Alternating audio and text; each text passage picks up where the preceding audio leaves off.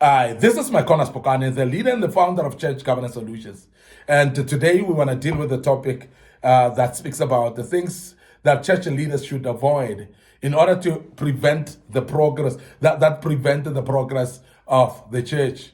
And there are things that you need to avoid so that you don't hinder the progress of your church. There are many things that hinders the progress of the church, and some of them are coming through from the visionary. Some of them are coming through from the pastor himself, and we want today to warn about that. And as a pastor, remember, we are teaching this to you so that you can be able to articulate these things in your church. And we are Church Governance Solutions. We are restoring godly order in the house of the orderly God, and we do this actually through kingdom principles. We do this through the Bible and the Word of God. And want to make you aware is that there are things that may hinder the progress of your church if you don't avoid those. And that's exactly what we want to speak about today. Now, the first thing that I would love to present to you today is please avoid the preaching based on what you have seen or what you have heard members are doing. And those things that you have seen your member doing, or you have heard somebody say, but your members are doing this and so on. Stop preaching about that, because when you preach about something that you have witnessed and seen, it's so vivid and so clear that you are having a personal vendetta here. And you're not going to correct the people by having a personal vendetta, by planning sermons based on individuals. Because when you do that, you're offending them. Remember that people are intelligent. People are able to discern and see. People are able to hear and know that you are speaking about them here. Because you have seen them and they are aware that you've seen them doing something wrong. Therefore, you go and compile a sermon about that. You are killing the member. You are killing the people. You are killing the church as well. Because sermons cannot be determined by what you have seen with your eyes. Sermons cannot be determined based on gossips that are coming from other people. And we want to urge you today that if there are people that come and gossip about others to you as a leader, therefore, please make sure that you don't allow that. Make sure that you stop that here and there, because you don't want to open up to gossips from members about other members. Because also as they do that, if you're going to allow it, you're basically going to start to be affected by that in a way that you'll feel obliged, actually. You will feel compelled to preach about the same issue that you've been told. So please be aware as a pastor, be aware as a leader, be aware as a visionary, that sermons are not actually compiled based on what you have seen in your eyes, with your eyes, what you have witnessed with your eyes, or what you have heard, the hearsays of the church, the gossips of the church. You cannot compile a sermon based on that, and that's dangerous to do so. And I want to urge you to be aware of that. That is very dangerous to compile a message or a sermon based on that, because, as I said, people will pick it up that the pastor is now preaching about me because he has seen me doing this, and he has seen me in such and such a place. So you addressing people directly with a sermon is not actually good enough. And I want you to be also aware that if there are issues that you need to address with your members, address them confidentially, actually at their own space. So allow yourself to sit down with them privately and confidentially. Don't address things on the pulpit. Don't address things in public. Don't use or misuse, rather, the sermon in preaching about things that you are trying to correct individuals on. And that is not actually the right way to go, because that will hinder the progress of the church. The other thing is avoid talks with racial or nationality undertones. And I want to say this, that many times when you start to preach and speak about people, races and so on, and speaking about racial connotations and so on, and segregating people because of their color, you are running a risk of hindering the church from growing. You are breaking down the same church that you've intended actually to build. You're breaking it down. And therefore, please avoid talking on the pulpit with messages of of racial and undertones, or maybe even nationality undertones, where you start to class people based on their nationalities. You start to clash, to class people based on their race as well. That is not allowed in the church, because according to God, everybody is made in the image of God. So therefore, when you are running a church, it's a church that will embrace all colors of people. It will actually embrace the people that are from different nationalities as well. It's very important that you don't actually class people according to race. You don't class people according to nationalities and start undermining other nationalities, undermining other races as well. And that cannot be godly, and that cannot be allowed, because you are going to hinder the progress of the church through that, and want you to make you aware that you are actually destroying the same church that you think you are building. Now, the other thing that you need to avoid as a leader is to avoid favoring people based on social class. And this is a temptation of many pastors, whereby they are tempted actually to love those people that bring money to the church, to love those people that have businesses, that are rich, those people that the pastor may benefit from financially. And we want to emphasize this, that if that is an intention, that is a wrong intention. And I want to correct it here as well, to say there are times when the very same rich people, they're the ones who are committed in the church. The very same rich people, they're the ones who are actually usable in the church, in the sense of commitment, number one. Number two, also availability. Because it's very important that we don't also just segregate people because they are rich. We don't only say because these people are rich, then we cannot put them in leadership. We put them in leadership because they are godly.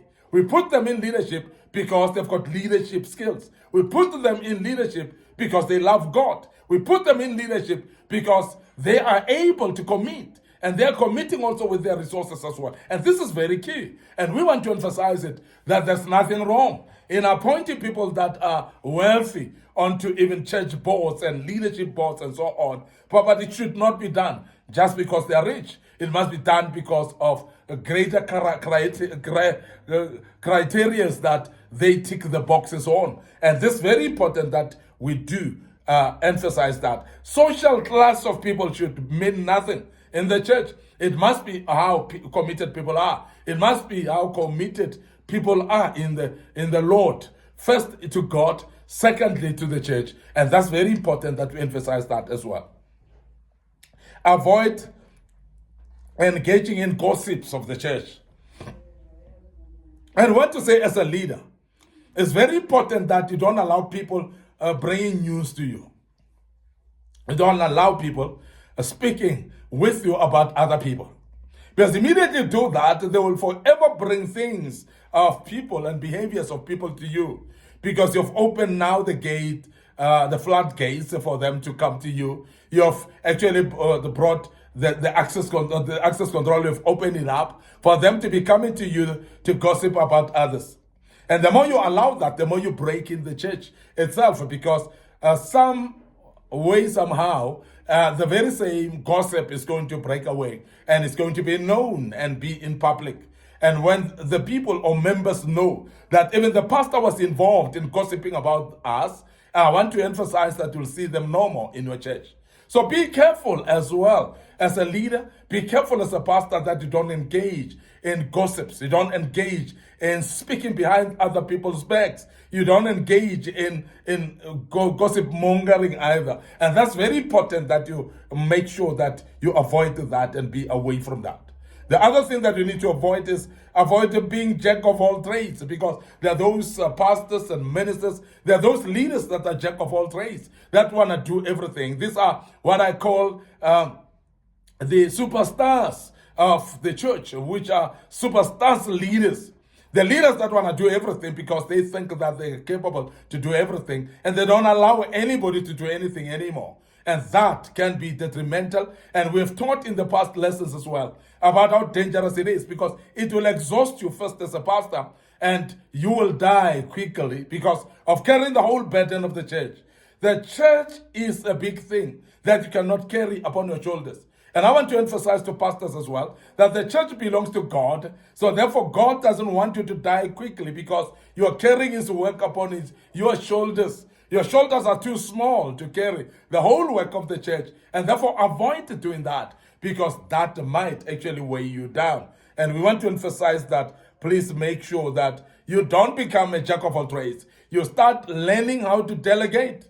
You start learning how to allocate actually to people. And I want to emphasize that because it's very important that you delegate properly. And when you delegate properly, people will be involved. And that will also enhance commitment. And I've said this in the past, that there are members in the church that would love to commit and be committed in the church. But unfortunately, in that particular church, the pastor is a superstar. He's a jack of all trades. He's doing everything, and people are not allowed space to participate and to commit. And we want to warn pastors to be aware of this and make a way for other people to participate. And this is very important. Avoid being a superstar. Avoid being a jack of all trades. And we want to emphasize that. The other thing that you need to avoid as a pastor is to avoid behaving like a guest speaker in your own church, because this is done by you wanting to be treated like a guest speaker. And every time you must actually be handled like a guest speaker in your own church. And I'm sure you understand that. I'm not going to go into details with that, but some of the pastors would understand exactly what I'm talking about. Don't make your members actually handle you like you're a guest speaker. There are other things that are very important to honor the man or a woman of God. There are many things that are very important, that a woman and a man of God are being honored by their own members. And we're not talking about that. We talk about some other things that will make your members to feel like they're treating you like a guest speaker. And we want to make you aware that it's unnecessary, Pastor, for you to make your members handle you like a guest speaker. Finally, avoid confrontations generally in the church, because sometimes when you confront people unnecessary, you're going to actually cause conflicts that are unnecessary. And sometimes there are things that people gossip about. When you confront them, it takes a turn. People start publicizing you wrongly and misinterpreting actually your approach. And they end up actually dragging you into the mud of their own disobedience and the mud of their own misbehavior. And therefore, make sure that you don't confront, you don't follow up on wrong things that people have said about you. Let it be if they've spoken about you. Let it be if they gossiped about you. Let it be if they are tarnishing your name. Let it be. But immediately you confront, then you are actually misconstruing the whole thing. And people are going to change the tone and say, but the pastor attacked me. And they are not even speaking about what they've done. They will speak about what you have done. And therefore, it's very important. And as a good emotional intelligence as a pastor, for you to avoid when people speak about you and don't confront them at all. I want to end up here today, your host, MIcornus Phokane. I'm the leader and the founder of Church Governance Solutions. We hope that you are learning a lot out of this. Remember, we are restoring godly order in the house of the orderly God. And I believe that you've learned quite a bit. And you'll join us tomorrow again as we deal with another topic. But before we check out, remember, our Facebook page is Church Governance Solutions and MIcornus Phokane Facebook page. So please like those pages, click on notification buttons on them. Our YouTube channel is under Young Men Empowerment Forum. Young Men Empowerment Forum, that's the YouTube channel. So please subscribe to that YouTube channel. Make sure that you follow us and click notification buttons as well. Our TikTok account, mainly, as I said, normally for our young audience and our young viewers, and they've learned quite a lot out of this and they like it, and it's having such a great viewership, and we welcome you and accept you as you come and watch on our TikTok account as well. It is under MIcornus Phokane. And I want to end up here today. Please share the platforms. Make sure that you share with your loved ones, and the good Lord will bless you as you do that. And as I check out right now, I want to remind you that we'll deal with another topic tomorrow. May the good Lord bless you, and allow me to say cheers for now.